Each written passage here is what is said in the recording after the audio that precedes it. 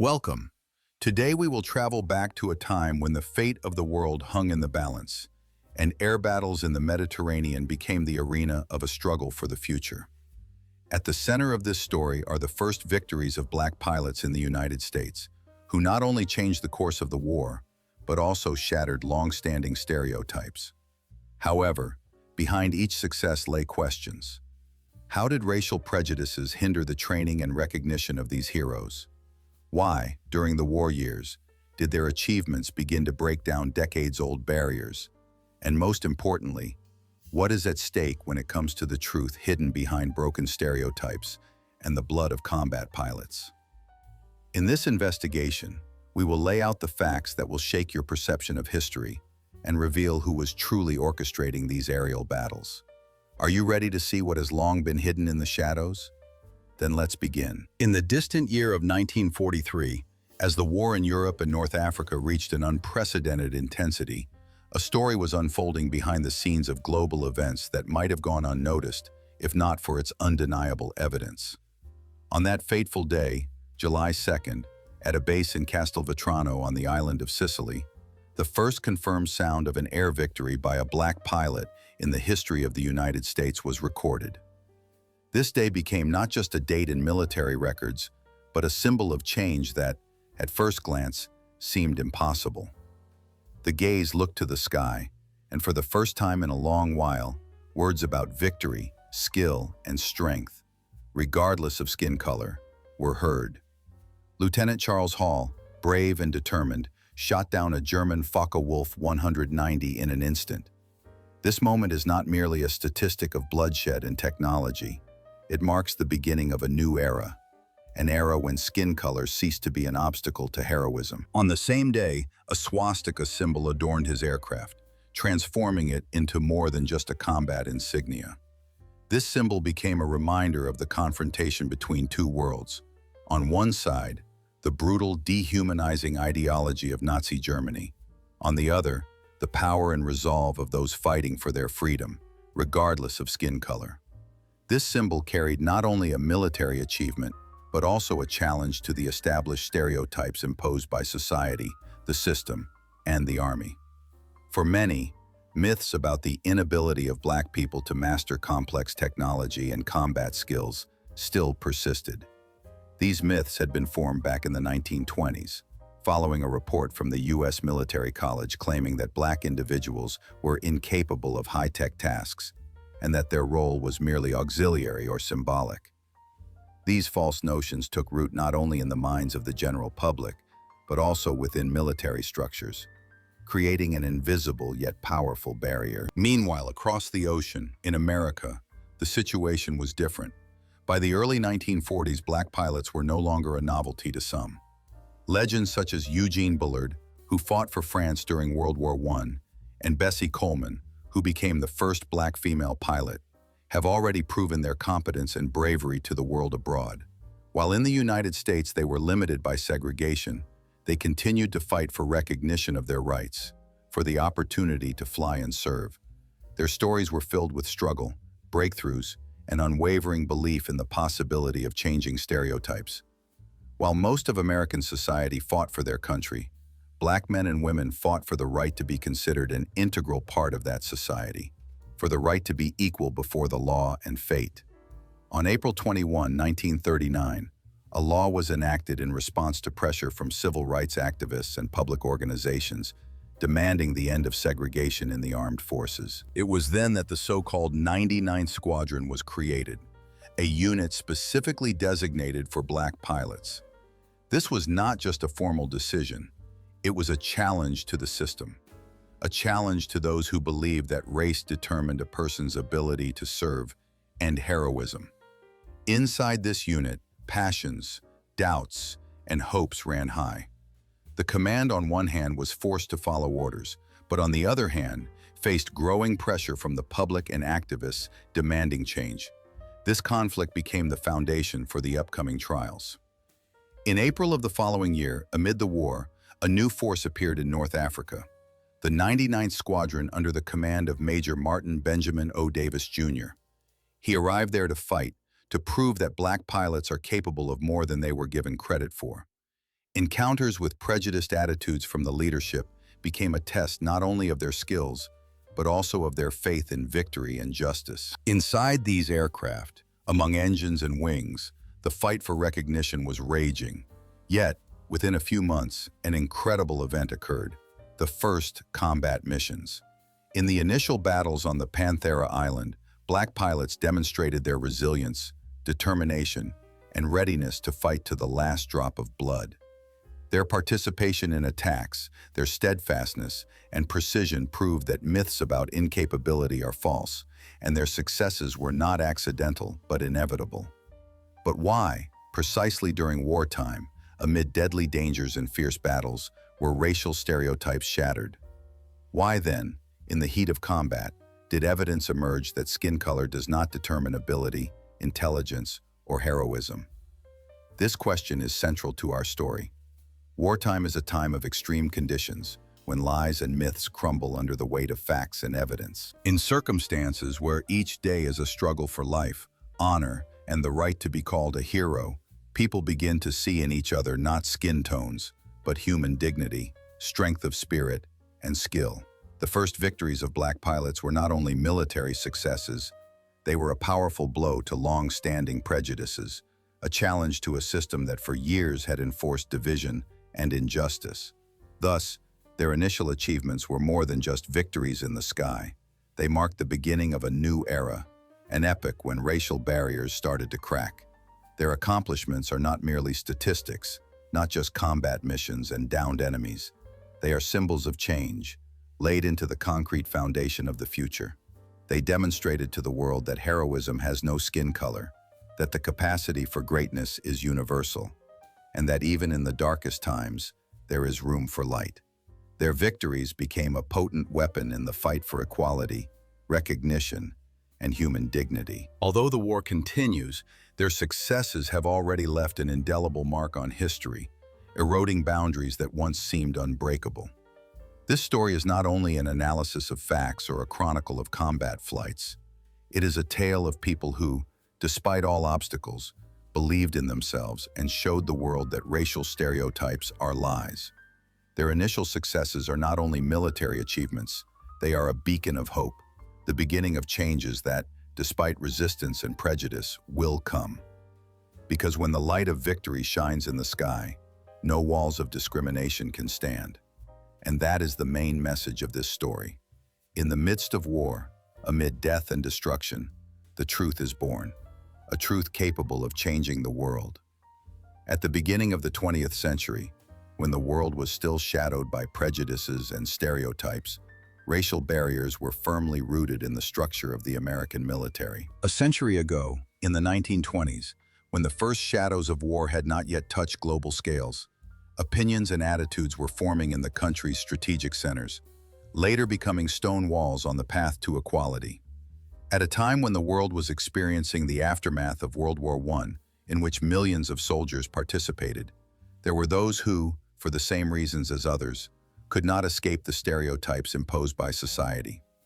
It was during this period, in 1925, that a report published by the Army College of the National Guard first contained facts that would later become the subject of fierce debate and struggle for recognition. Amid the dry lines of official documentation, it was stated that Black people supposedly possessed low intelligence and weak willpower, incapable of withstanding the stresses of combat.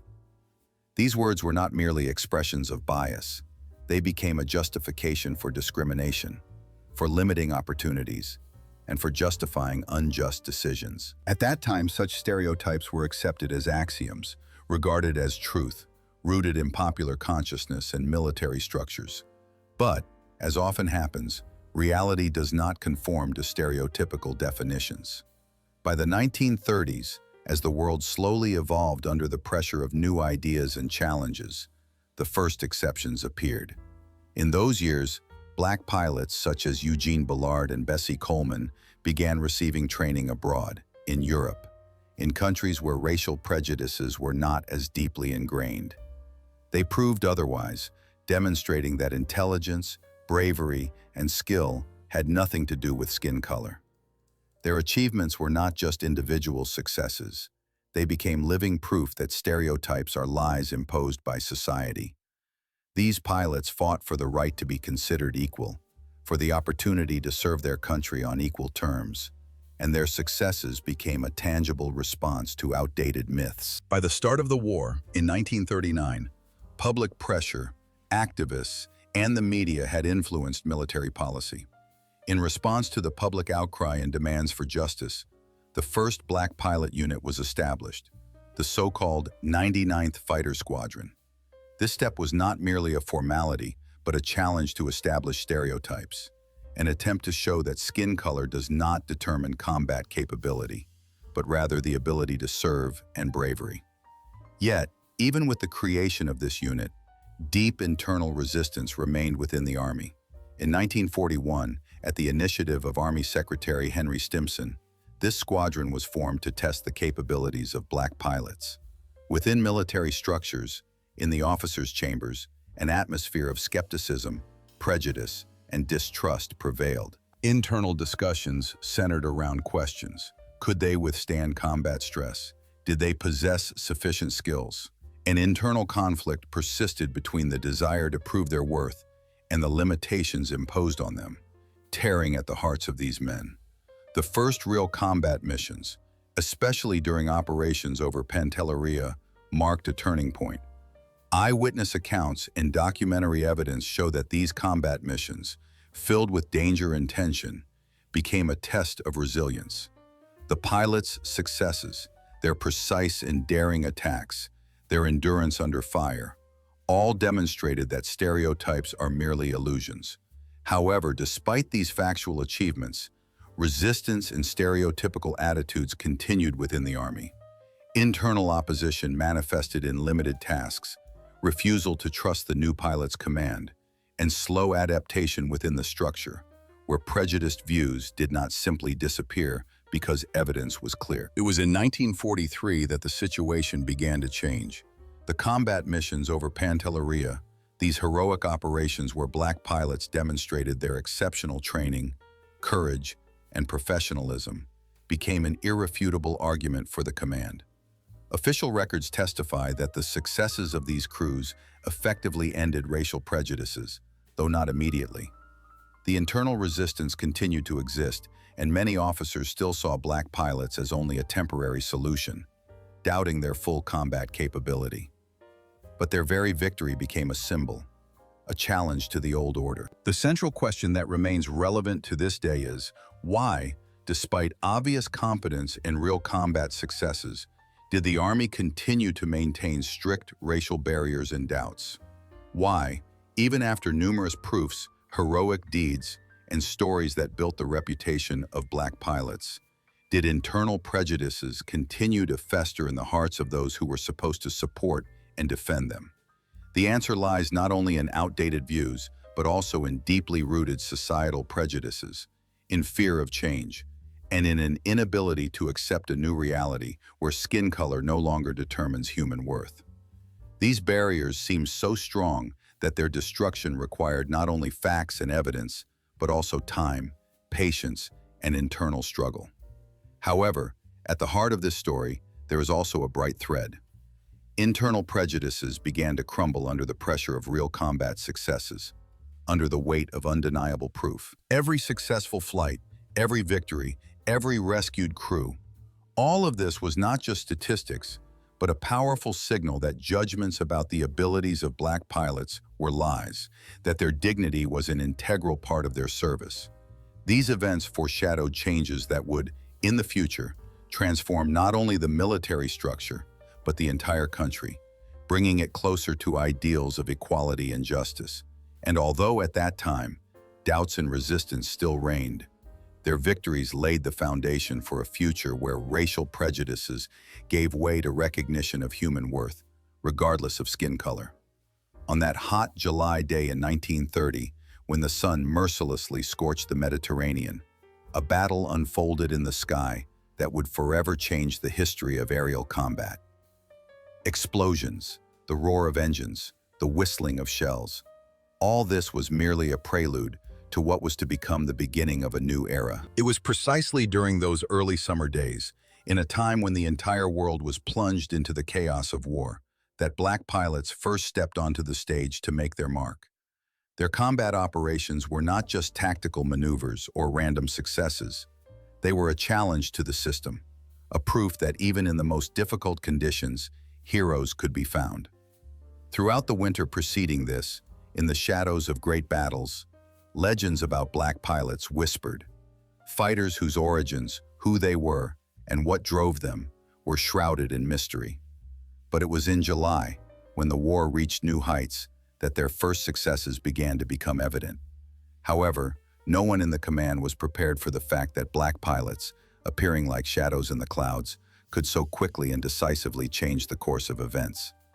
On that day, at noon on July 20th, a pilot named Charles Hall took to the skies over Castelvetrano. His mission was to guard a strategic target, an air bridge connecting allies with their hopes of victory. But no one could have predicted that this particular flight would become a historic precedent. In the sky, surrounded by enemy fighters, he didn't just engage in combat. He shot down Focke-Wulf 894, paving the way for new possibilities. This shot, this aerial duel lasting just a few minutes, was not merely a victory. It was a challenge to the system, an act of faith in oneself and in one's comrades. It was in July of 1930 that the 99th Squadron first entered combat, marking the beginning of their active service. They were not the elite in the traditional sense. They were pilots, often lacking extensive experience, but with an incredible desire to prove that even in the heart of battle, one could face the enemy with dignity. Their task was to protect the bombers, to prevent the enemy from reaching the payloads of death hanging in the air like a bloody promise. From the very first days of combat sorties, German fighters took an interest in these dark figures in the sky. They realized for the first time that they faced not just enemies, but professionals who could not be fooled or stopped. The black pilots, like shadows of the night, demonstrated astonishing professionalism. Their actions were precise, calculated, as if they knew every enemy move in advance. Despite the skepticism that accompanied their appearance, these fighters did not waver. Inside each of them burned a fire of courage that refused to surrender even in the most difficult moments. They fought not only for their lives, but for the right to be considered equals among the best. Their resilience, their effectiveness in battle, and most importantly, their ability to withstand blows and return to the sky again and again, became subjects of admiration and awe. Within the unit, the first legends began to emerge, about the Black Angels, about fighters who knew no fear, about those who, despite all hardships, became symbols of hope. Mutual support and crew unity were not just words, they were the foundation upon which their belief in victory was built. In the most tense situations, when it seemed everything was lost, it was their cohesion that gave them strength to continue fighting. Inside the cockpit, during moments of silence before the next sortie, only the hum of the engine, the heaviness of anticipation, and the quiet whisper of inner resolve could be heard. These pilots, like warriors from ancient legends, stormed the clouds, preventing the enemy from approaching their comrades, their bombers, their dreams of victory. Their successes in the early months of the war became more than just statistics.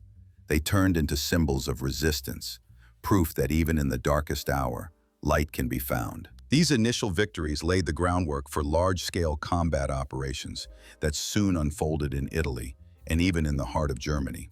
Their feats became legends, and their names symbols of courage. But the main question remained open. Could these black pilots prove their combat effectiveness in more complex and larger-scale missions? Could they withstand the pressure that would only continue to grow? And most importantly, would they become part of a great victorious movement or remain forever a shadow in the history of the war? It is precisely in these first months, during their initial battles and early successes, that the key to the future is hidden. Their achievements are not just victories on paper, they are the seeds of a new era in aerial combat. Their bravery is a spark that could ignite an entire avalanche of fire. Because if they can maintain their combat readiness, if their courage and cohesion do not fade in the whirl of war, then their successes will lay the foundation for further victories. Their story is not only about what has been done, but also about what remains to be accomplished.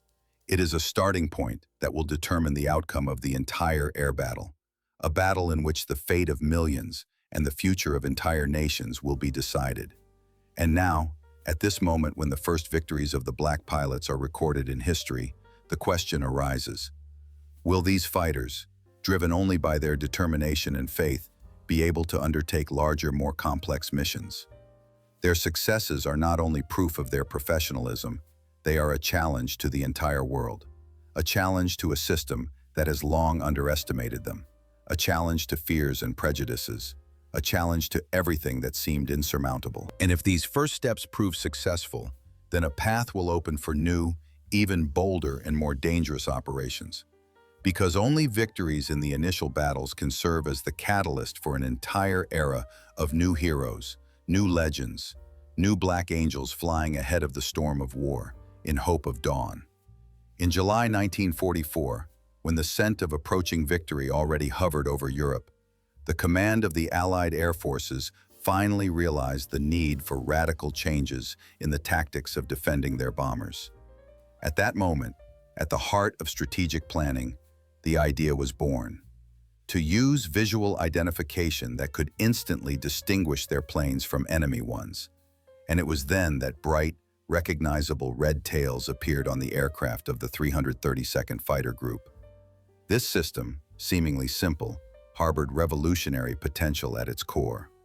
The red tails served not only for visual identification, they became a symbol of unity and resolve. In conditions of constant combat encounters, when the enemy tried to shoot down even the most well-protected target, instant recognition of friendly aircraft became a matter of life and death. The reliability of this method was confirmed not only by theoretical calculations. Testimonies of pilots who survived the most difficult battles indicated that thanks to the bright markings, the number of friendly fire incidents was reduced to a minimum. The system of red tails was only part of a broader strategy, a comprehensive tactic designed to provide maximum protection for bombers amid the constant superiority of German fighters. It was at this moment, at the end of the summer of 1944, that a new standard was born in the air: coordinated resistance, uniting individual units into a single front. This tactic was particularly evident in January of the following year, during a bloody confrontation over Memmingen, when the 332nd Squadron demonstrated its full combat power and cohesion. On the day when the enemy, superior in numbers and armament, rapidly advanced against the Allies, the pilots showcased the highest level of tactical skill. Their vigilance and coordination allowed them to hold the line despite heavy losses. During those few minutes of combat, 15 bombers were lost. Each crew fought to the last. As they took to the skies, they knew that each second could be their last, but their fighting spirit and strategy prevented retreat. These bloody battles marked the beginning of new defensive standards, the three-layer echelon system. Each layer had its own role: the closest, defending against low-altitude attacks; the middle, holding back the enemy's main forces; and the far, protecting bombers on long-range routes.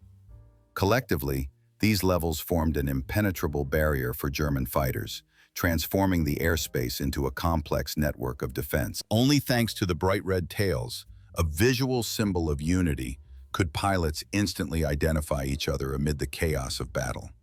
During periods when the enemy intensified their assault, these bright markings became more than just identifiers. They became symbols of hope and resilience.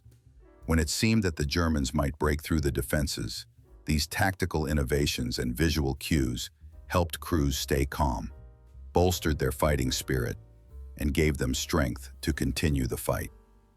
But the main question remained: could this tactic, based on symbolism and coordination, secure victory against German superiority?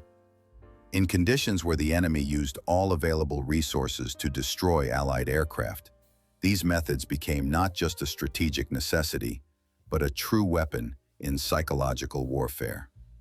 Every red tail served as a reminder: we are united, we are resilient, and we will not yield. Analysis shows that it was precisely during these moments, when the Allies introduced new tactics and strengthened their symbolism, that real turning points occurred in air battles. Evidence is irrefutable. These methods not only reduced losses, but also changed the course of events. They helped maintain the combat readiness of crews, increase their confidence, and, importantly, demoralize the enemy. In the face of enemy superiority, these tactical innovations and visual symbols became an integral part of a strategy capable of changing the outcome of the battle. And although the war raged in the skies and political and social passions simmered on the ground, it was in the air that events unfolded that would alter the fate of entire fronts. This struggle for control, for life, for victory, was fought not only with weapons in hand, but also through ideas, symbols, and tactical innovations. In this context, bright red tails were not just markings on aircraft. They were weapons capable of saving lives, boosting morale, and ultimately changing the course of history. These methods were not merely tactical tricks or symbols. They were part of a broader system that proved effective under the most critical conditions. At a time when enemy superiority seemed undeniable, it was these innovations that allowed the Allies to hold the line, resist, and ultimately achieve victory. Although the war continued, these moments, their strategy, heroism, and symbols, forever entered the history of aerial combat as symbols of resilience and steadfastness. On one of the most critical days of World War II, when the fate of the air battle was decided on every square meter of sky, the crews of the 332nd Squadron took to the skies over Berlin. It was not just another combat mission. It was a fight for the future, for the ability to maintain strategic initiative in an era when German jet aircraft seemed to possess undeniable technological superiority. Amid the collapsing city buildings, in a whirlwind of explosions and flames, a battle unfolded that would forever be recorded in the annals of air combat history. On March 24, 1945, a day later regarded as one of the most heroic and dramatic in the history of the American military air fleet, the 332nd Squadron witnessed a clash of two worlds: the outdated yet still formidable bomber aircraft and the rapidly advancing German jet fighters. Over 100 German planes participated, including the new Messerschmitt Me-262, the world's first serial jet fighters. They were faster, more maneuverable, more deadly, and marked a new era in aerial combat, where old tactics could prove ineffective. At the command post, in a dark, dusty headquarters, the commanders of the 332nd Squadron watched the approaching enemy forces. Determination and anxiety were evident in their eyes. Before them stood not just a combat challenge, but a challenge to the very idea that resistance against the enemy's latest technology was possible. In their hands were not only weapons and engines, but also experience, tactics, and faith in their abilities. Lieutenant Roscoe Brown, one of the squadron's leading pilots, had long studied the characteristics of German jet aircraft. He understood that standard tactics used against propeller-driven planes would not work here. He analyzed every detail, every feature, how the Me-262 behaved in combat, its weaknesses, how to outmaneuver it, and how to destroy it. Brown decided to avoid direct confrontations where the German jet demonstrated its superiority. Instead, he employed complex tactical maneuvers, outflanking the enemy from unexpected angles and creating situations in which German pilots found themselves at a disadvantage. His aircraft, like a shadow, glided through the sky, avoiding fire while simultaneously delivering counterattacks. That day, he shot down one Me-262, his shot as precise as a surgical strike, a testament to his skill and composure. His squadron mate, Pilot Lane, used a sophisticated technique, the so-called rear flank approach, making 2 strikes, 2 kills in a single day. These tactical decisions were not merely actions, they became lessons that changed the perception of what was possible in confronting jet aircraft. 3 victories in one day was not just an achievement. It became a record that forever inscribed the names of Roscoe Brown and Lane into the history of American aerial combat. During a time when German jet aircraft seemed an unbeatable force, these pilots proved that experience, knowledge, and proper tactics could bridge the technological gap. Evidence of their combat mastery was irrefutable. They destroyed more than 3 Me-262s in one day, surpassing all expectations and shattering the myth of the invincibility of these machines. That same day became the greatest accolade for the 332nd Fighter Group.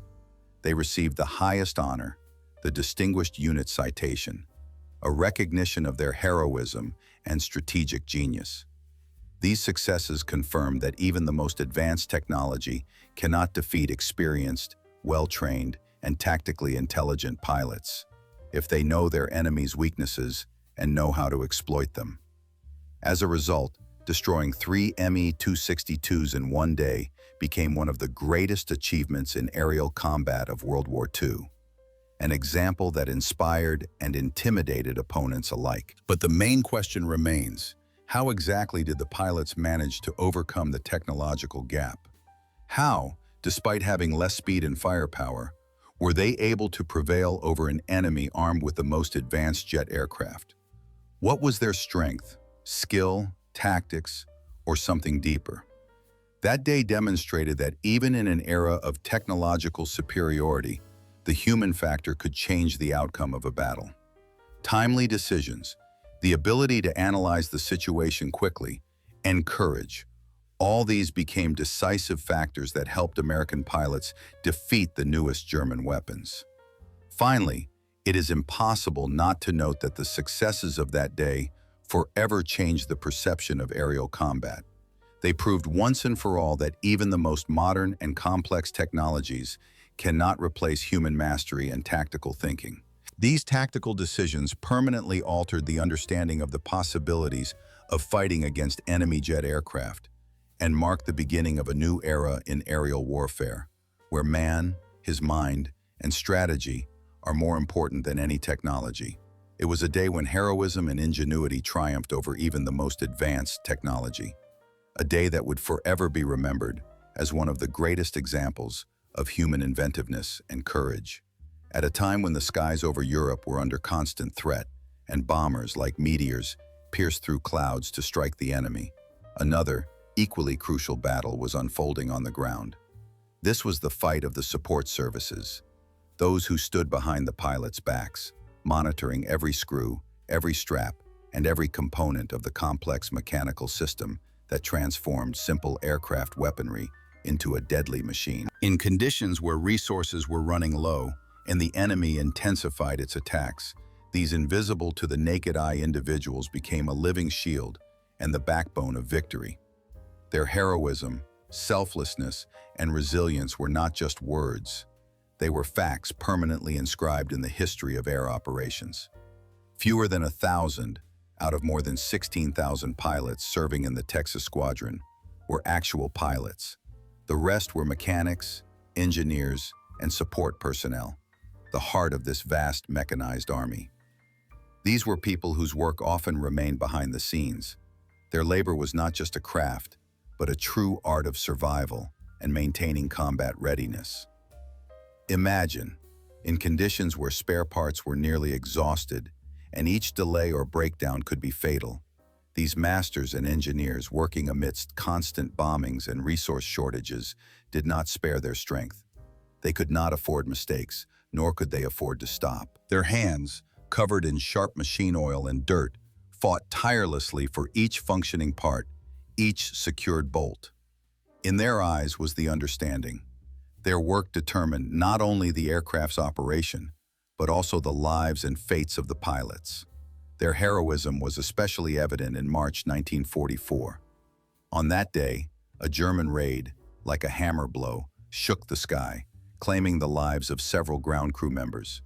But even after the losses, even as the echoes of explosions reverberated in their ears, these people did not stop. They continued working, repairing and restoring aircraft despite the constant threat. Their resilience became an example for all. Their labor was not just mechanics, it was a chain linking the pilots' destinies with the ability to fight in the sky. In every hissing tool and every repaired engine, there was a sound of hope for victory and a safe return home. The most crucial elements of this system were crew training and cohesion. Complex air operations required not only piloting skills, but also absolute synchronization, coordination, and trust. These qualities were cultivated in simulators, training camps, and through hundreds of hours of joint work. Only crews trained as a single unit could withstand the pressure of battle, respond quickly to unforeseen situations, and make decisions in critical seconds. A strict selection of candidates ensured that there would be no random people in the crews, that each person, each figure, was part of a large mechanical system that had to operate flawlessly. In the battles for Europe, a pilot's success depended not only on their personal skills, but also on the work of ground services. Imagine how difficult it was to maintain combat readiness of the aircraft when the enemy spared neither resources, nor effort, nor lives. Only thanks to the intense work of engineers, technicians, and mechanics did all these machines stay in the air, ready for battle. Their training and continuous technical maintenance became the key to enabling pilots to perform at their best. It was this teamwork that became the cornerstone of success in complex air operations, where every moment could be the last. The main difference in this system was that it was the crews who ensured the combat capability of the aircraft, transforming them from mere metal structures into deadly weapons. Without their precise work, attention to detail, and fight against wear and breakdowns, pilots would have been helpless. They depended on every screw, every functioning system, and every person on the ground. And it was this interdependence that formed the foundation of victory, because without reliable rear services, combat successes were impossible. This teamwork, this heroism in the rear, is not just auxiliary elements of the fight, it is the heart and soul of the air campaign. Their efforts, sacrifices, sleepless nights, and constant readiness for battle became an integral part of victory. In conditions where the enemy attacked with full force, resources were depleted, and bombers returned from battles wounded, it was these people who held the sky in their hands. Their heroism is not just words. It is proof that even in the darkest times, there is room for light. And this light is resilience and dedication. And ultimately, thanks to them, thanks to their selflessness and tireless work, success was achieved in the most challenging air operations. This invisible front, filled with work and heroism, became an inseparable part of victory. Their heroism in the rear is an integral part of history that confirms, even in conditions of resource shortages and constant attacks, human will and team spirit can overcome any difficulties and lead to triumph. In the shadow of the Great War, in the whirlwind of battles and fierce sorties, one of the most important yet least noticeable pages of World War II was unfolded. There, on the front, in the sky, among pilots whose names are inscribed in golden letters in the annals of heroism, is a special group, the Red Tails. This elite squadron, whose achievements amazed even the most discerning specialists, became a symbol not only of military strength, but also of breakthroughs in the fight for equality and recognition. They are the Tuskegee Airmen, black pilots who didn't just fight in the sky, but changed perceptions, broke stereotypes, and challenged the injustice that, it seemed, was forever rooted in society. During several years of this bloody war, these men, whose skill and bravery were often underestimated, achieved the incredible. Over the course of the combat operations, their squadron destroyed more than 112 enemy aircraft, including the legendary Me-262, the world's first jet fighters, said to be capable of flying faster and higher than any other aircraft of that time. These pilots not only shot down technically superior enemies, but also ensured the safety of over 500 combat sorties, each second of which could have been their last. Their role in maintaining air security was unobtrusive, but critically important. Hundreds of combat missions, countless strategic decisions, and hundreds of lives saved thanks to their skill and courage. The overall contribution of this elite unit is not just numbers and statistics. It is a story that encompasses tens of thousands of combat flights, more than 2,000 of which were conducted in the role of bomber escort. Imagine how, in the quiet of the night, beneath the sounds of engines and the low rumble of missile volleys, these pilots held the sky, protecting their ground forces from enemy strikes. They flew high, like angels of war, and with each sortie, there was a feeling. This is not just a fight, but a battle for the right to be called equals. Testimonials of their feats form a treasure trove containing 96 awards, the most prestigious Distinguished Flying Crosses, 14 Bronze Stars, 8 Purple Hearts, and 3 Distinguished Unit Citations. These honors are not just trophies or medals, they are symbols confirming their heroism, resilience, and unwavering belief in victory. Among the best were Lee Archer, Walter Ellsbury, and Edward Toppins. Each of them had 4 confirmed aerial victories, which, in wartime conditions, is an absolute record, a testament to their exceptional skill and instinct as fighters. Their names, etched into history, are not merely statistics but living evidence that even in the darkest times, when the world seemed on the brink of extinction, there was someone who could turn the tide of events, who could rise above everyone else, and demonstrate that skin color is no barrier to heroism. These pilots not only outperformed the enemy technically and tactically, but also changed society's perception of Black Americans. Throughout the war, the Red Tails demonstrated superiority in tactics, technology, and leadership, showing that talent, courage, and strategy have no color. Their victories were victories over prejudices, beliefs, and stereotypes that had been ingrained in society for centuries. But after the thunderous volleys of war subsided and the sky became peaceful again, their achievements seemed to be forgotten. Their names disappeared from official lists, their feats were minimized, and heroism was hidden behind a veil of oblivion. Why did this happen? Why, despite obvious successes, did recognition for Black pilots proceed so slowly, or sometimes not at all?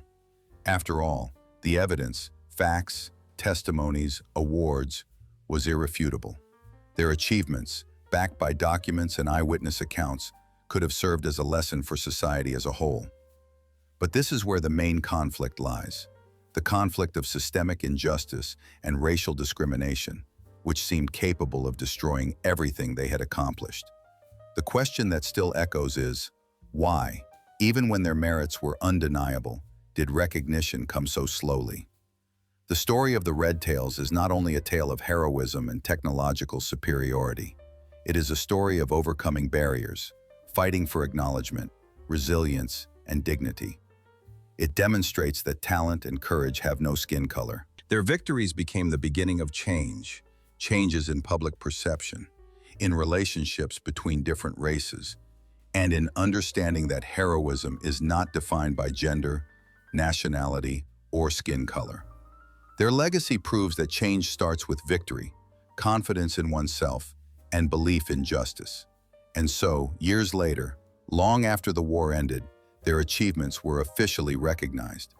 In 2007, recognition finally began, a tribute to those who fought and triumphed against all odds. This story is not only about who flew and who shot down the enemy. It is about how self-belief and the fight for justice can alter not only an individual's fate, but also the course of history and public opinion. From their heroism and victories, a new era begins, an era where talent and bravery cease to be defined by race. Their legacy is proof that true strength lies in the heart, and that real heroes do not judge people by skin color. Their victories are victories for all of us, because they showed that change is possible, that justice is not just words but a matter for everyone. This is a story that teaches us that even in the darkest times, the light of heroism can shine through prejudice, and everyone who believed in their dream, who rose above circumstances, who fought for justice, are already winners. Therefore, the legacy of the Red Tails and the Tuskegee Airmen is not just a chapter in history. It is a living reminder that heroism has no color, and that change begins precisely with their victories.